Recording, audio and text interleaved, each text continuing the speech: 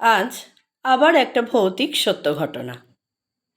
আমার দিদার ছোটো মামার কথা তো বলেছি, যে উনি পরবর্তী জীবনে পুজো করেই দিন যাপন করতেন। ওনাদের বাড়িটা, মানে আমার দিদার সেই মামার বাড়ি গঙ্গার ধারে 3 মাথা রাস্তার কাছেই, যার একটা রাস্তা শ্মশানের দিকে গেছে, আর ওই 3 মাথা রাস্তারই একদিকে বটগাছ ছিল।